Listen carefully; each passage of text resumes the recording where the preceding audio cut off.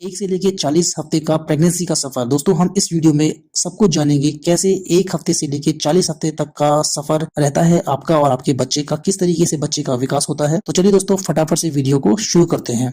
गर्भावस्था के 40 हफ्ते होते हैं। इन 40 हफ्तों की शुरुआत आपके लास्ट मेंस्ट्रुअल पीरियड से होती है। जब आपको लास्ट टाइम पीरियड्स आए होंगे, आपके अंतिम पीरियड के खत्म होने के बाद ही प्रेगनेंसी का काउंटडाउन स्टार्ट हो जाता है। वहीं से ही आपको पहला हफ्ता लग जाता है। थोड़ा विचित्र जरूर है, लेकिन अभी आपका जो अंडा है वो फर्टिलाइज भी नहीं हुआ है, तो आपका जो लास्ट मेंस्ट्रुअल पीरियड होता है उसके आगे का एक हफ्ता प्रेगनेंसी का पहला हफ्ता कहलाता है। दूसरे हफ्ते में वास्तव में महिला का जो अंडा होता है वो ओवरी से निकल के फैलोपियन ट्यूब में जाता है और वहां पे वो मेल स्पर्म का इंतजार करता है। लेकिन दूसरे हफ्ते में पुरुष का कोई एक स्पर्म, जो कि लाखों स्पर्म में से एक होता है, जो अपने आप में सबसे ज्यादा मजबूत होता है, वो स्पर्म जो महिला का एग होता है, जो फैलोपियन ट्यूब में होता है, उसके अंदर प्रवेश कर पाता है और यहीं से स्टार्ट होता है बच्चे बनने का प्रोसेस। तीसरे हफ्ते में जो ये फर्टिलाइज्ड एग होता है, ये फैलोपियन ट्यूब से अब फिसलता हुआ यूट्रस की दीवारों में अपने आप को एक जगह पे इम्प्लांट कर लेता है और इस प्रोसेस को कहते हैं इम्प्लांटेशन। अब आपका शिशु यूट्रस में डेवलपमेंट स्टार्ट कर देता है और उस समय पे इसको कहा जाता है जाइगोट। शिशु का लिंग वो देखने में कैसे होगा, उसके बाल कैसे होंगे, उसकी आंखें कैसे होंगी, ये सब कुछ तीसरे हफ्ते में ही डिसाइड हो जाता है। प्रेगनेंसी के चौथे हफ्ते में जो शिशु होता है उसको एम्ब्रियो कहते हैं और एम्ब्रियो इस समय पे 2 भागों में विभाजित हो जाता है। एक भाग प्लेसेंटा बनता है। प्लेसेंटा वो भाग होता है जो पूरी प्रेगनेंसी के दौरान बच्चे के लिए पोषण और उसको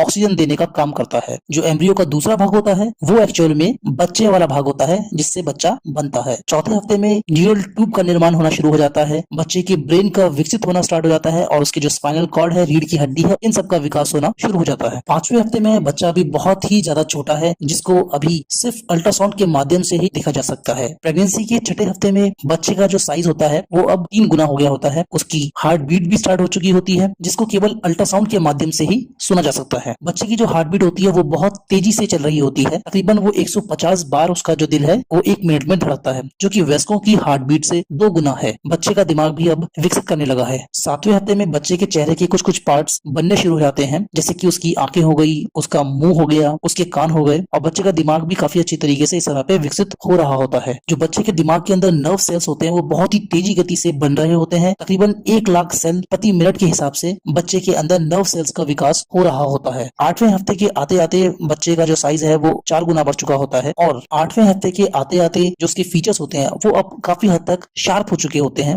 उसकी जो आंखें होती हैं वो ढंग से देखी जा सकती हैं, उसकी नाक की बनावट भी अब काफी हद तक विजिबल होती है। बच्चे के कान भी अब आकार ले चुके होते हैं और बच्चे का दिल दिन प्रतिदिन मजबूत हो रहा होता है। 9वें हफ्ते में बच्चे का जो रिप्रोडक्टिव सिस्टम होता है वो विकसित होना शुरू हो जाता है। इसके अलावा बच्चे के गैल ब्लैडर और पेनक्रियाज भी अब बनने शुरू हो चुके होते हैं। बच्चे का सर इस समय पे उसकी छाती की तरफ मुड़ा हुआ होता है और उसके बाकी की शरीर से दुगना होता है। इस समय पे बच्चे की हथेली का विकास बहुत अच्छी तरीके से हो रहा होता है, उसकी उंगलियों का विकास बहुत अच्छी तरीके से हो रहा होता है। 10वां हफ्ता, अभी तक बच्चे को एम्ब्रियो बोला जाता था, लेकिन 10वें हफ्ते के स्टार्ट से बच्चे को फीटस बोला जाने लगेगा, क्योंकि वो अब काफी हद तक एक मानव की तरह दिखने लगा है। साफ साफ उसकी उंगलियां देखी जा सकती हैं, उसकी जो हड्डियां होती हैं वो मजबूत हो रही होती हैं और ये वो समय होता है जब उसकी किडनी काम करना शुरू कर देती हैं और वो पेशाब करना भी शुरू कर देता है। बच्चे का दिमाग बहुत तेजी से विकसित हो रहा होता है। उसके जो दिमाग में न्यूरॉन्स होते हैं वो तकरीबन 2.5 लाख न्यूरॉन्स 1 मिनट में बन रहे होते हैं। 10वें हफ्ते में शिशु के पैरों की उंगलियां और हाथों की उंगलियां को भी आप स्पष्ट रूप से अलग अलग देख सकते हैं। 11वें हफ्ते में आपका बच्चा अब सांस लेना शुरू कर चुका होता है। इस समय पे उसको जो पोषण मिलता है वो एमनोटिक फ्लूइड से मिलता है, जिसको वो अंदर लेता है और यूरिन के रास्ते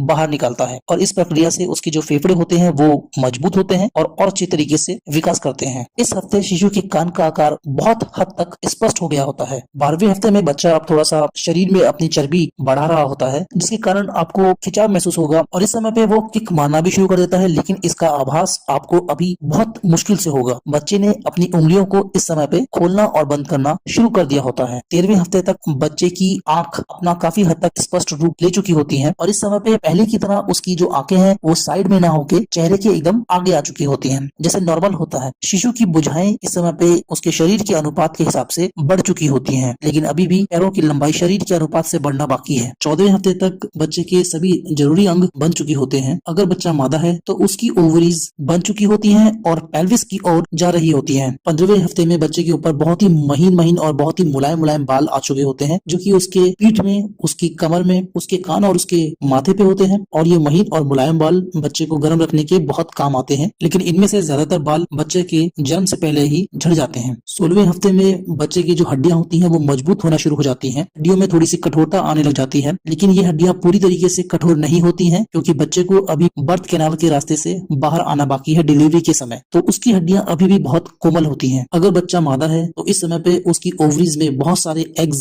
जो फीमेल एग्स होते हैं, वो अभी से ही बनना शुरू हो जाते हैं। 17वें हफ्ते में बच्चे की टांगे और उसकी भुजाएं और उसका पेट काफी हद तक एक सही अनुपात में आ जाता है उसके सर के हिसाब से। ये वो समय होता है कि जो प्लेसेंटा का साइज होता है और जो बच्चे का साइज होता है वो लगभग समान होता है, और प्लेसेंटा से उसको इस समय पे मिनरल्स, प्रोटीन्स, फैट्स, विटामिन और ऑक्सीजन मिल रहे होते हैं। अम्बिलिकल कॉर्ड इस समय पे पूर्ण रूप से विकसित हो गई होती है और वो एक फिल्टर का काम कर रही होती है प्लेसेंटा और बच्चे के बीच में पोषण तत्व पहुंचाने में और ऑक्सीजन की सप्लाई करने में। 18 हफ्ते में बच्चे के कान का बहुत अच्छी तरीके से विकास होता है, उसकी सुनने की क्षमता जो है बहुत ज्यादा विकसित हो जाती है, और जिसके कारण वो न सिर्फ आपकी सांसें भी सुन सकता है, बल्कि अगर आप किसी से बात कर रहे हैं तो उनको भी वो सुन सकता है। तो काफी हद तक उसके जो कान है इस समय तक प्रतिक्रिया देने लग जाते हैं किसी भी बाहरी या किसी भी अंदर के साउंड की। यहाँ तक कि जो अम्बिलिकल कॉर्ड में खून बह रहा है, बच्चा उसकी भी आवाज सुन सकता है। तो अगर आप इस समय पे बहुत तेज बोलेंगे या लाउड म्यूजिक सुनेंगे तो इन सब चीजों को बच्चा महसूस कर सकता है, क्योंकि बच्चा आपके गर्भ के अंदर है, तो वो सबसे ज्यादा इस समय पे आपकी आवाज सुन रहा होता है, और तभी वो आपकी आवाज को पहचानने में सक्षम होता है। और इसीलिए वो जन्म के बाद भी आपसे एक लगाव रखता है, क्योंकि उसने आपकी आवाज सबसे ज्यादा सुनी हुई होती है। 19वें हफ्ते में बच्चे के शरीर के ऊपर, उसकी त्वचा के ऊपर वर्निक्स कैसुआ, एक ग्रीसी कोटिंग चढ़ना शुरू हो जाती है, और जो ये ग्रीसिंग कोटिंग होती है ये बच्चे के टेम्परेचर को मेंटेन करने और रेगुलेट करने का काम करती है, और साथ ही में ये एक तरीके का इंसुलेशन का काम करती है बच्चे के स्किन और एमनियोटिक फ्लूइड के बीच में, जिससे कि बच्चे की जो त्वचा होती है वो एमनियोटिक फ्लूइड के कारण खराब नहीं होती है। लेकिन जब तक आपके बच्चे का जन्म होगा ये वर्निक्स की कोटिंग है अपने आप खत्म हो जाएगी। 20वें हफ्ते के आते आते आपका बच्चा काफी अच्छी तरीके से डेवलप कर चुका होगा, और ये वो समय होगा जब आपको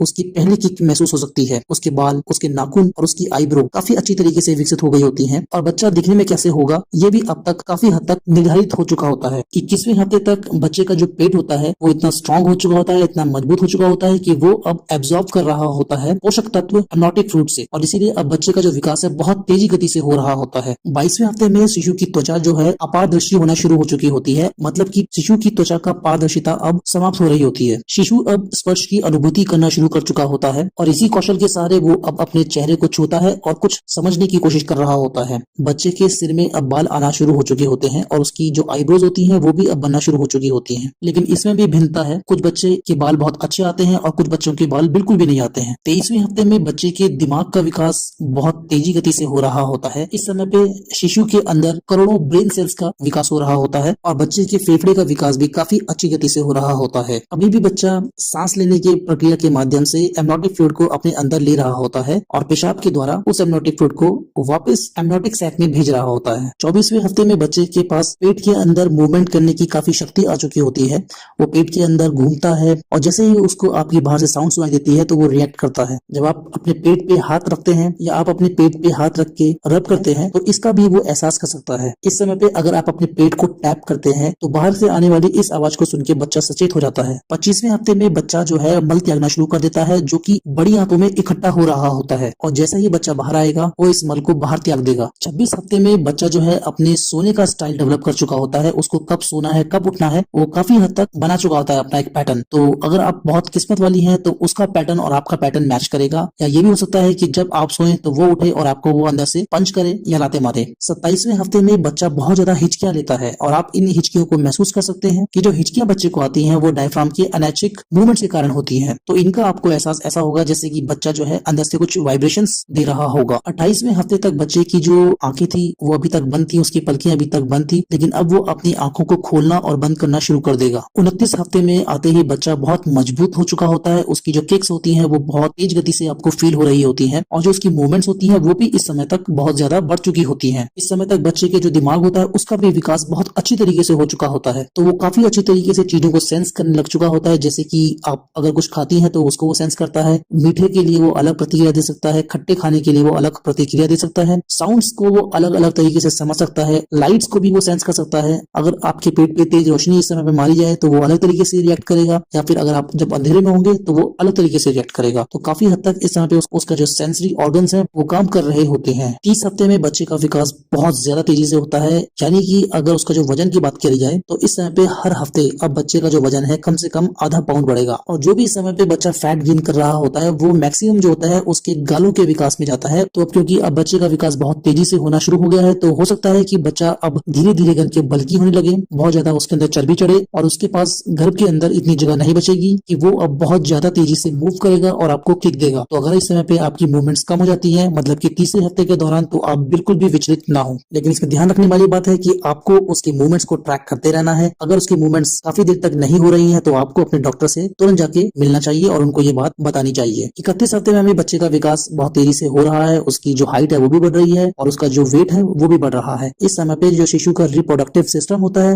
उसका भी विकास बहुत तेजी से हो रहा होता है। 32 हफ्ते के अंदर आते आते बच्चा पूरी तरीके से विकसित हो चुका होता है। अगर इस समय पे आपकी डिलीवरी होती है तो बच्चे के अंदर जो जरूरी ऑर्गन्स है वो बन चुके होते हैं, वो काम कर रहे होते हैं, लेकिन फिर भी अभी भी बच्चे के जो लंग्स हैं, जो उसके फेफड़े हैं, वो विकसित कर रहे होते हैं। तो अगर इस समय पे बच्चे का जन्म होता है तो हो सकता है कि उसको इस समय पे मेडिकल सुपरविजन में रखा जाए, क्योंकि उसके अभी तक फेफड़े उतने विकसित नहीं हुए हुए होते हैं। 33वें हफ्ते तक बच्चा बहुत ज्यादा बल्की हो चुका होता है और गर्भ में उसके मूवमेंट्स के लिए जगह बहुत कम बची हुई होती है। तो इस समय पे थोड़ा सा वो आपको कम एक्टिव महसूस होता है गर्भ के अंदर। तो बच्चा इस समय पे थोड़ा सा खामोश होता है, लेकिन जैसे ही उसको बाहर से आवाजें सुनाई देती हैं या आप कुछ खाते हैं तो वो उस समय पे रिएक्ट करता है। तो आपको इस बात का ख्याल रखना है कि बच्चे की मूवमेंट्स को आप ट्रैक करते रहें। ये बच्चे का 34वां हफ्ता है और वो काफी हद तक तैयार है बाहर आने के लिए। जैसा कि हमने पहले बताया था, वेर्निक्स कैसुआ नाम का एक जो उसके ऊपर एक ग्रीसी व्हाइट कलर की वैक्सी कोटिंग होती है वो अब और मोटी हो चुकी होती है। और ये जो कोटिंग होती है दोस्तों बहुत ही अच्छा एक मॉइस्चराइजर का काम करती है और फ्रिक्शन कम करने का काम करती है जब बच्चे की डिलीवरी हो रही होती है। इस कोटिंग को जैसे ही बच्चा होता है उसको पहले जब उसको स्नान कराया जाता है उस समय पे पूरी तरीके से हटा दिया जाता है। प्रेगनेंसी का ये 35वां हफ्ता है और अभी तक बच्चे को एक ऐसी पोजीशन में आ जाना चाहिए जब आपकी नॉर्मल डिलीवरी